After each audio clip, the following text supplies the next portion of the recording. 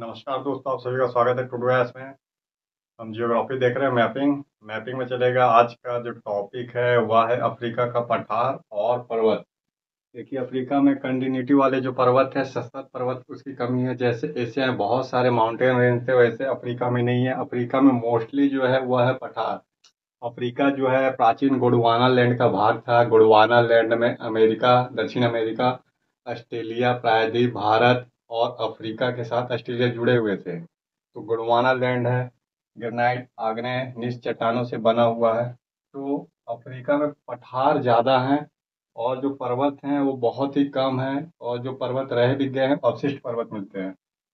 तो टॉपिक है अफ्रीका का पर्वत व पठार। एक साथ देखिए, पर्वत व पठार। ऐसा नहीं है कि पर्वत अलग पढ़ाऊंगा पठार अलग है, क्योंकि ऐसा है नहीं अफ्रीका में।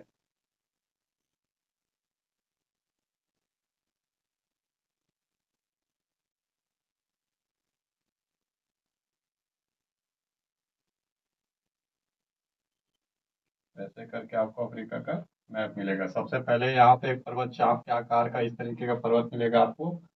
बोलना है चाप के आकार का पर्वत है, वह है एटलस पर्वत। एटलस पर्वत सबसे पहला पर्वत है, एटलस पर्वत। 2500 किलोमीटर का पर्वत है। हिमालय की भी लंबाई 2500 किलोमीटर है। एटलस पर्वत की भी लंबाई 2500 किलोमीटर है। तीन राज बोलेंगे, तीन कंट्रियों का फैला है। एक है मोरक्को। अगर मैप होगा आपके सामने, देखिएगा मोरक्को दिखेगा कोस्ट के पास। फिर अल्जीरिया और एक ट्यूनिशिया। तो तीन देशों में फैला है पूरा इलाका है। रिजल्ट है जो सहारा मरुस्थल है, उसको अटलांटिक महासागर की ओर और इससे भूमध्य सागर की ओर बढ़ने से रोकता है। अर्थात एटलस पर्वत के एक और अटलांटिक महासागर है, एक और भूमध्य सागर, और इस साइड सहारा मरुस्थल मिलेगा। टोटल मिला के 2500 किलोमीटर का पर्वत है। किस तरीके का पर्वत है? बोलेंगे नवीन मोड़दार पर्वत है। नवीन मोड़दार कैसे बने हैं? तो अफ्रीका का प्लेट है, एक साइड अफ्रीका प्लेट है, दूसरे साइड यूरेशिया प्लेट है। इन दोनों प्लेटों के टकराव के फलस्वरूप जो अवसाद थे बीच में, उन अवसादों पे एक दबाव पड़ा, अर्थात अफ्रीका का प्लेट उत्तर की ओर जा रहा है। ऐसे इस साइड यूरेशिया का प्लेट है। यूरेशिया यूरोप और एशिया वाला प्लेट, ये अफ्रीका प्लेट। इन दोनों के टकराव के फलस्वरूप यहाँ जो अवसाद थे, अवसाद मतलब बारीक कण, उसका टकराव हुआ। रिजल्ट है अवसादों में विलयन पड़ा और पर्वत का निर्माण हुआ। यही पर्वत है एटलस पर्वत, नवीन मोड़दार पर्वत है अफ्रीका कंटिनेंट में। सर्वाधिक लंबा पर्वत है। इसकी सबसे ऊंची चोटी देखिए, टुब्बुल। इसको ऐसे लिखेंगे इंग्लिश में। कहाँ पे है? बोलेंगे मोरक्को में है। मोरक्को की राजधानी रवात है। टुब्बुल 4167 मीटर हाइट है। मोरक्को में मिलेगा टुब्बुल, सबसे ऊंची चोटी है। अर्थात एटलस की सबसे ऊंची चोटी है, वह अधिकतम 4200 मीटर के रेंज में है। टुब्बुल है कहाँ पे है? तो मोरक्को में। जो एटलस पर्वत है, इसमें बहुत सारे खनिज मिलेंगे, जैसे फास्फेट के लिए फेमस है, प्लस नमक, रॉक साल्ट। इसको बोलेंगे रॉक साल्ट, रॉक नमक, फास्फेट और गैस मिलेंगे। अल्जीरिया में तेल और गैस, ट्यूनीशिया में तेल और गैस दोनों मिलते हैं, तो तेल और गैस भी पाए जाते हैं। इसके अलावा बहुत से वन प्राणी जीव जंतु मिलते हैं। तो एटलस है, एटलस में एक विशेष जनजाति वास करती है, वह है बर्बर जनजाति। बर्बर जनजाति। बस यही है एटलस के बारे में। और एटलस का अगर डिवीजन करेंगे, अगर मैप में दिखेगा तो बहुत सारे एटलस का रेंज बन जाता है। ऐसे करके रेंज बनेंगे, जैसे एंटी एटलस, फिर बोलेंगे मिडिल एटलस, सहारा एटलस, सहारा की ओर सहारन एटलस, हाई एटलस। अगर रेंज बनाना हो तो कुछ ऐसे रेंज आपको या तो मैप में मिल जाएंगे, या नाम भी याद कर सकते हैं। Middle Atlas, high Atlas, Saharan Atlas और एंटी एटलस। जहाँ भी एटलस नाम आएगा तो आपको बोलना है अफ्रीका में है, और इसके इस साइड में स्पेन को अलग करता है। तो एटलस पर्वत है, नवीन मोड़दार पर्वत बताएंगे आप। सेकेंड नंबर पे देखिए अदमामा पर्वत।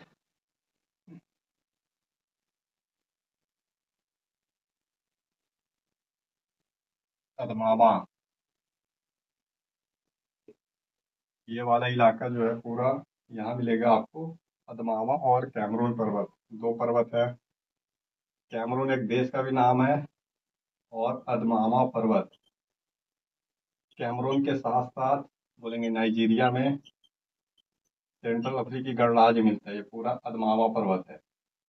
इसलिए जाना जाता है, इसमें बॉक्साइट के भंडार हैं।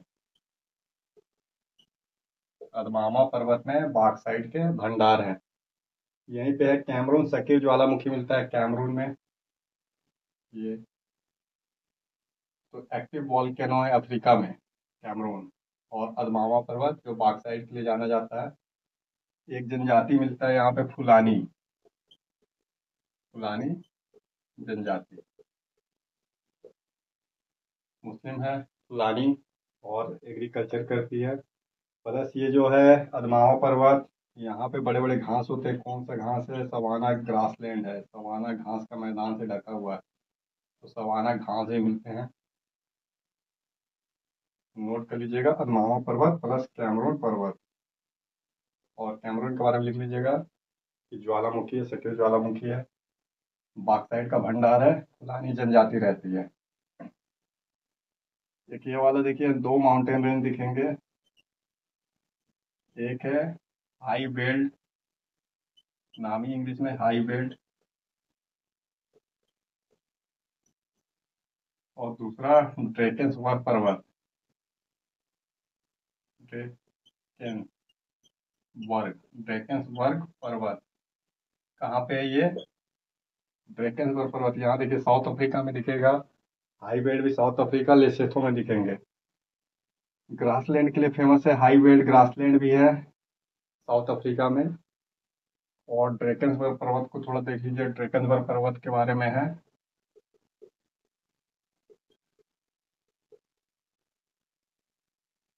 बोलेंगे अफ्रीका में है, साउथ अफ्रीका। कौन सा अफ्रीका? साउथ अफ्रीका, एक देश है साउथ अफ्रीका। यहाँ से लिम्पोपो नदी निकलती है, लिम्पोपो नदी। और लिम्पोपो नदी गिरती कहाँ पे है? तो इस साइड गिरती है, बोलना हिंद महासागर में गिरती है। हिंद महासागर, नदी का नाम ही है लिम्पोपो नदी। कहाँ गिर रही है? हाई बेल्ट के ऊपर में गिर रही है, नीचे में बोलना है ऊपर से होते हुए हाई बेल्ट के हिंद महासागर में गिरती है। एक दूसरी नदी ऑरेंज नदी निकलती है, जो अटलांटिक महासागर में इधर उल्टा गिरती है। बोलेंगे अटलांटिक महासागर में ऑरेंज नदी गिरती है। इसी ड्रेकन्सबर्ग पर्वत में मिलेगा आपको टुगेला जलप्रपात। टुगेला जलप्रपात, जलप्रपात क्या है? वाटरफॉल। देखेंगे जब जल ऊंचाई से गिरे, वाटरफॉल बनाती है जलप्रपात। टुगेला जलप्रपात विश्व में सेकेंड नंबर पे सबसे ऊंचा जलप्रपात है। ऑलमोस्ट 947 मीटर का है, अर्थात 1 किलोमीटर की लंबाई में रेंज, सीधा सीधा जलप्रपात। पानी जो गिर रहा है सीधा गिर रहा है, देखेंगे तो 1 किलोमीटर के रेंज में, शायद आंख से भी ना दिखाई दे, विजिबिलिटी कम है। वर्ल्ड में सेकेंड नंबर पे है। तो फर्स्ट नंबर पे क्या है? एंजिल जलप्रपात। कहाँ पे है? वेनेजुएला में, करोनी नदी में है, वेनेजुएला में है एंजिल जलप्रपात। इससे भी अधिक लंबाई की है, लेकिन 1 किलोमीटर के रेंज में ही है, थोड़ा सा लंबाई अधिक बढ़ जाता है। तो एंजिल जलप्रपात विश्व में सबसे अधिक ऊंचा जलप्रपात है, सेकेंड नंबर पे टुगेला जलप्रपात है। कहाँ पे है? ड्रेकन्सबर्ग पर्वत में, टुगेला में। इस तरीके से हाई बेल्ट लैंड इसके ऊपर में है, तो बोलना है एक पर्वत है प्लस ग्रास लैंड है। हाई बेल्ट जब भी पूछेगा घास का मैदान, हाई बेल्ट कहाँ है? साउथ अफ्रीका में है। और लेसेथो में, लेसेथो पूरी तरीके से बसा हुआ है कंट्री है, देखिए ध्यान से, साउथ अफ्रीका में मिलेगा लेसेथो, लेसेथो।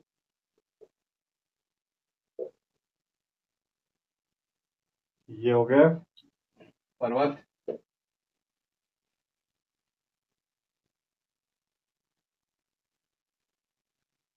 सेक्शन बनाइए पर्वत पठार चट्टान का, आसानी से समझ में आ जाएगा।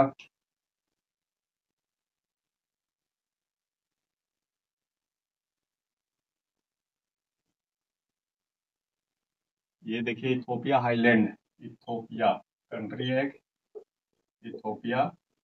बोलेंगे हाई लैंड या उच्च भूमि। ऊंच भूमि, इथोपिया ऊंच भूमि या हाईलैंड, इथोपिया हाईलैंड कहाँ पे है? इथोपिया में है। इसके साथ साथ कुछ पोर्शन इसका मिलेगा सोमालिया में, युगांडा तक में गया हुआ है। तो एवरेज है 4500 मीटर का एक पर्वत है। दो भागों में बढ़ जाता है, किसके कारण बोलेंगे? अफ्रीका रिफ्ट वैली के कारण। रिफ्ट वैली एक भ्रंश घाटी है, बीच से जा रही है, इथोपिया हाईलैंड को दो भागों में तोड़ दे रही है। सिमिन पर्वत इसी में है, इथोपिया हाईलैंड में मिलेगा आपको सिमिन पर्वत।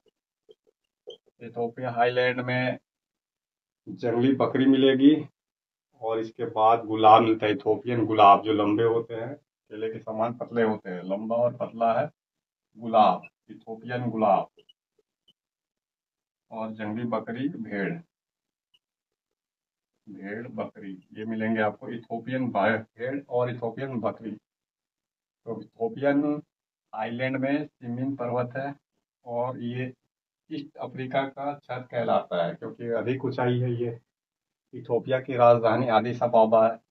इथोपिया हाईलैंड स्टार्ट होता है फारस की खाड़ी से, तो लाल सागर से,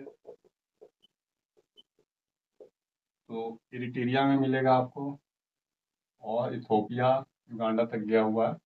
रिफ्ट वैली दो भागों में इसको तोड़ दे रही है। इसके नीचे आएंगे, ये वाला सेक्शन ईस्ट अफ्रीका पर्वत कहलाता है, पूर्वी अफ्रीका का पठार, पूर्वी अफ्रीका का पठार। देखिए पूर्वी अफ्रीका का पठार ज्वालामुखी उद्गारों से बना हुआ है। ये सारे तो ज्वालामुखी उद्गार से ही बने हुए हैं, और मृत ज्वालामुखी है। ऐसा है कि अब ये ज्वालामुखी का उद्भेदन नहीं करते हैं, लावा नहीं निकलते हैं, मृत है। तो एक्टिव वॉल्केनो ना होके मृत ज्वालामुखी है। मृत ज्वालामुखी जब फटती थी उस समय जो भी लावा निकलते थे, इससे पूरा इथोपिया हाईलैंड हो या अफ्रीका का पठार है, ये बने हुए हैं। इसमें पूर्वी अफ्रीका का पठार भी शामिल है। तो काफ़ी ऊंचे ऊंचे इसमें पर्वत मिलते हैं। इवन पूरे अफ्रीकी कंटिनेंट का सबसे हाईएस्ट चोटी जो है आपका इसी रेंज में मिलेगा, अर्थात पूर्वी अफ्रीका का पठार मिलेगा, माउंट किलिमंजारो। अफ्रीका की सबसे हाईएस्ट चोटी है माउंट किलिमंजारो, 5,967 मीटर की हाइट है। फिर माउंट केनिया मिलेगा, माउंट केनिया ये भी मिलेगा आपको, 4562 मीटर का हाइट लगभग मिलेगा, अर्थात ऑलमोस्ट याद रखिए 6,000 मीटर है, तो इधर 4,500 मीटर के रेंज में है। Mount Kilimanjaro, mount Kenya, Africa की सबसे ऊंची चोटी है माउंट किलिमंजारो। ये मिलेगा आपको तंजानिया में। तंजानिया और केन्या देखिए पड़ोसी राष्ट्र हैं, एक दूसरे को टच करते हैं। ऊंची ऊंची चोटी वहीं पे है। माउंट किलिमंजारो अफ्रीका की सबसे ऊंची चोटी है। इतना ऊंचाई है, हाइट बोलेंगे 6,000 मीटर के रेंज में है। तो माउंट केन्या भी है। निश्चित है यहाँ पे ग्लेशियर मिलेंगे, जब इतनी अधिक हाइट हो जाती है तो ग्लेशियर मिलेंगे, और ग्लेशियर पिघलेंगे तो नदी झरने बहुत सारे निकलेंगे इस रेंज में। इसके बाद कटंगा का पठार है एक, कांगो में है, साथ साथ में अंगोला में है। कटंगा का पठार नाम ही है कटंगा, ये वाला है कटंगा, कटंगा का पर्वत। तो कटंगा का पर्वत कहाँ है? कांगो अंगोला, दोनों पड़ोसी देश है, कांगो अंगोला। जो कटंगा का पठार है, तांबा यूरेनियम के निक्षेप के लिए वर्ल्ड फेमस है। कटंगा का पठार तांबा और यूरेनियम, साथ साथ डायमंड भी मिल जाते हैं, लेकिन तांबा यूरेनियम का भंडार है कटंगा का पठार। इसकी सीमा क्या है? नीचे में कालाहारी मरुस्थल है, कालाहारी मरुस्थल। कालाहारी मरुस्थल में बोशमैन झाड़ी में रहने वाले जनजाति मिलती है, जनजाति। देखिए बुशमैन, बुश मतलब झाड़ी, झाड़ी में निवास करने वाला एक जनजाति, आदिम जनजाति है, कुशल शिकारी होते हैं। कालाहारी मरुस्थल में कटंगा के पठार है, उसके नीचे ये वाला पूरा कालाहारी मरुस्थल, इसके ऊपर है कटंगा, कटंगा का पठार। तो इसकी सीमा है, यहाँ पे दो पर्वत मिलेंगे आपको ऐसे करके, अर्थात तो ये कटंगा का पठार है, इस साइड दो माउंटेन रेंज है, एक है मुचिंगा मुचिंगा पर्वत, और ये वाला मिलेगा आपको, ये कटंगा का पठार है। इसके इस साइड में जो राइट हैंड साइड जाएंगे मुचिंगा पर्वत है, और इधर मु- मुत्तिबा मुत्तिबा पर्वत, मुचिंगा और मुत्तिबा दोनों पर्वत है। एक तो युगांडा में मिलेगा, रवांडा युगांडा वाला इलाके में मिलेगा, और एक आपको मलावी के पास मिलेगा। मुचिंगा पर्वत बाउंड्री है, और मुतीबा पर्वत है, नीचे कालाहारी मरुस्थल हो गए। तो इस तरीके से कटंगा का पठार जाना जाता है।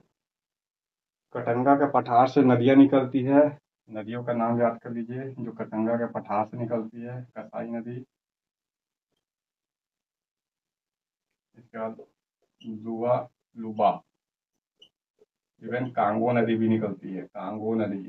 अफ्रीका का सबसे बड़ा नदी सिस्टम है कांगो, कांगो नदी जिसके नाम पे कांगो देश है, तो उसकी सहायक नदी कसाई नदी, लुआ लुबा ये भी नदी है, और कांगो नदी, सारे कटंगा के पठार से निकल रहे हैं।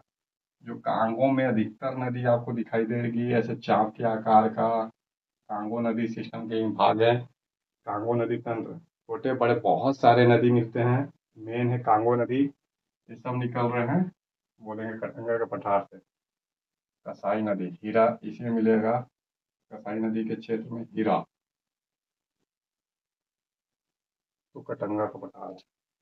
कटंगा के पठार के नीचे जो एक और बाउंड्री है इस साइड में, वो है,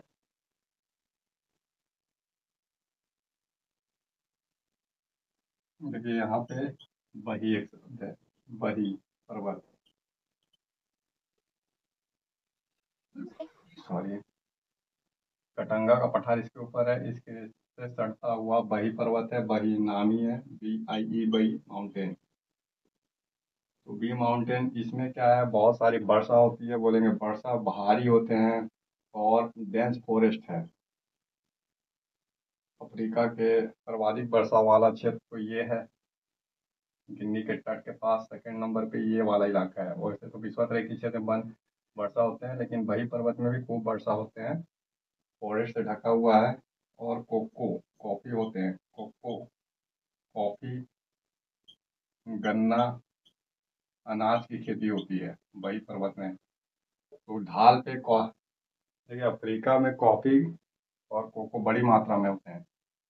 अगर मैं बात करूँ कॉफी और कैसे हो रहे हैं, तो ये वाला एक पूरा पर्वत पठार है, साथ में यहाँ मामा पर्वत, और इस रेंज में भी है। तो ये पूरा कॉफी कोको के लिए फेमस है अफ्रीका, कोको कॉफी, ये वाला इलाके में कॉफी है। तो चाय भी होते हैं, एक ढाल चाहिए, कॉफी और जो चाय का प्लांट रहता है उसे पानी चाहिए रहता है, बहुत अधिक पानी, वर्षा हो तो रुके ना, क्योंकि जड़ में पानी चढ़ जाती है रुकने पे, इसलिए ढाल के सहारे वो नीचे उतर जाती है। तो जहाँ भी माउंटेन क्षेत्र होते हैं उसके ढाल पे कॉफी और कोको की खेती होती है उष्णकटिबंध क्षेत्र में। तो अफ्रीका का पूरा क्षेत्र उष्णकटिबंध है, रिजल्ट है कॉफी कोको बड़ी मात्रा में हो रहे हैं, इसमें वही माउंटेन में भी कॉफी कोको हो रहे हैं। एक पर्वत यहाँ पे देखेंगे, फुट्टा डी जालोन है, ऐसे लिखिए, फुट्टा डी जालोन, फुट्टा डी जालोन पर्वत है। फुट्टा डी जालोन पर्वत क्या है, तो पूरा लोहा बॉक्साइट के लिए जाना जाता है, लोहा और बॉक्साइट, और काफी सारी नदी निकलती है फुट्टा डी जालोन से।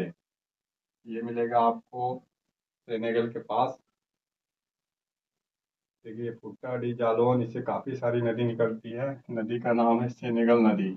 सेनेगल देश भी है जिसकी राजधानी डकार है।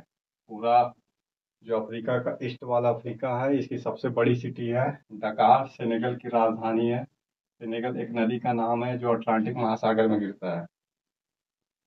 फुट्टा डी जालोन एक माउंटेन वाला क्षेत्र है ये, इससे सेनेगल नदी निकल रही है। सेनेगल एक कंट्री का भी नाम है, इसकी राजधानी डकार है, सबसे बड़ी सिटी है इस साइड में, ईस्ट अफ्रीका में, सॉरी वेस्टर्न अफ्रीका में। तो सेनेगल नदी है, एक नदी ऐसे निकल रही है, उसका नाम है नाइजर, नाइजर नदी है। नाइजर नदी गिरती कहाँ पे है तो बोलेंगे कि गिनी की खाड़ी में गिर रही है नाइजर। नियामे राजधानी है नाइजर की। तो पुट्टा डी जालौन लोहा बॉक्साइट के लिए तो जाना जा रहा है, साथ साथ में नदियों के लिए भी जाना जा रहा है कि काफ़ी सारी नदियों का उद्गम हो रहा है। तो पूरा अफ्रीका माउंटेन और पठारों से बना हुआ एक कंटिनेंट है। लोहा बॉक्साइट क्रोमियम के भंडार तो है ही है। अगर इसी का बात करूँ मैं, कटंगा आगे बढ़ता हुआ जो जाता है, जैसे कालाहारी मरुस्थल, कालाहारी मरुस्थल के अगर स्टाइल देखेंगे तो जाम्बिया और जायरे, ये अपने वर्ल्ड फेमस है तांबे भंडार के लिए। पठार है पूरा, जाम्बिया तांबे की पेटी। तो जाम्बिया तांबे की पेटी के लिए वर्ल्ड फेमस है, पठार है जाम्बिया में भी। तो कटंगा के पठार का ही विस्तार है जाम्बिया। जिम्बाब्वे का पड़ोसी है, पहले नाम था उत्तरी रेडेसिया। जिम्बाब्वे का हरारे राजधानी है, दक्षिण रेडेसिया कहलाता है। नाम भी बदले अफ्रीका के काफ़ी सारे कंट्रियों के, वो बाद में देख लेंगे किसके पुराने नाम है। कभी कभी नाम मैच करने देता है। उत्तरी रेड एशिया किसे कहते हैं, अपर वोल्टा किसे बोलते हैं, लोअर वोल्टा किसे बोलते हैं, न्यासा किसे बोलते हैं। फिलहाल आप याद रखिए कि जाम्बिया तांबे की पेटी के लिए वर्ल्ड फेमस है, कटंगा के पठार का ही एक हिस्सा है और कालाहारी मरुस्थल से जुड़ा हुआ है। तो एक मिलेगा सूडान में आपको, सूडान में नुब्बा की पहाड़ी, नुब्बा पहाड़ी सूडान में फेमस भी है। सूडान लगातार गृह युद्ध चल रहे हैं सूडान में। नुब्बा की पहाड़ी सूडान में है, यूरेनियम और बेनेलियम का भंडार है। यूरेनियम बेनेलियम के भंडार है। नुब्बा की पहाड़ी सूडान में यूरेनियम बेनेलियम का भंडार है। नुबियन मरुस्थल, जो नुबियन मरुस्थल है इसके इस साइड में है। सूडान देखिएगा, आपको सूडान मिल जाएगा, साउथ सूडान और सूडान है। तो नुब्बा की पहाड़ी सूडान में है, जिसमें यूरेनियम और बेनेलियम के भंडार है। जो अफ्रीका का ये वाला पोर्शन है, साउथ अफ्रीका, साउथ अफ्रीका में इसमें क्रोमियम होते हैं, क्रोमियम, मैग्नीज है, वेनेडियम है, और फिर सोना, हीरा, यूरेनियम, सारे मिलेंगे साउथ अफ्रीका में भंडार के रूप में। पूरा साउथ अफ्रीका माउंटेन और पर्वत है। तो वेनेडियम के तो नुब्बा की पहाड़ी मिल रहे हैं, जगह जगह हम देख रहे हैं कि यूरेनियम भी मिल रहे हैं अफ्रीका के अलग अलग क्षेत्र में। अभी सही तरीके से अफ्रीका की जो माइनिंग है वो नहीं हुई है, ना ही अभी इसका मैप बना है। अगर इसका अन्वेषण किया जाए पूरा अफ्रीकी कंटिनेंट का, अफ्रीका का मिनरल का अगर सही तरीके से अन्वेषण हो, खनन करने की टेक्नोलॉजी उपलब्ध हो, पैसा हो, तो अफ्रीका में बहुत सारे भंडार हैं। ओनली अगर बात करूं मैं, कोयला छोड़ दिया जाए, कोयला तो सब मिलेंगे, लोहा पेट्रोल से लेके डीजल तक। अर्थात अंगोला वाला पूरा क्षेत्र जो है पेट्रोल गैस के लिए जाना जाता है, ये वाला पेट्रोल गैस के लिए, पूरा पेट्रोल गैस। बाकी यूरेनियम वेनेडियम क्रोमियम मैग्नीज के तो भंडार हैं। बस कोयले हैं कि भंडार ही कम है, कहीं कहीं बिखरे मिले, मोनजाबिक वाले क्षेत्र मिल रहे हैं। अदरवाइज सारा पठार है, पर्वत है, क्योंकि गोंडवाना लैंड के भाग है, जो भी गोंडवाना लैंड के भाग है उसमें बहुत सारे मिनरल मिलते हैं। अब यही एटलस पर्वत है यहाँ पे, तो इसमें क्या मिलेंगे आपको, मार्बल मिलेंगे। एटलस पर्वत को काट काट के संगमरमर निकाल लिया जाए और सफेद संगमरमर से घर बनाया जाए तो मार्बल मिल जाएगी। बस यही है। फिर मैं देखेंगे जो अफ्रीका है उसकी नदियाँ, या कुछ नया टॉपिक अफ्रीका का एटलस में। बने रहिए, तब तक के लिए टू डू आइएस में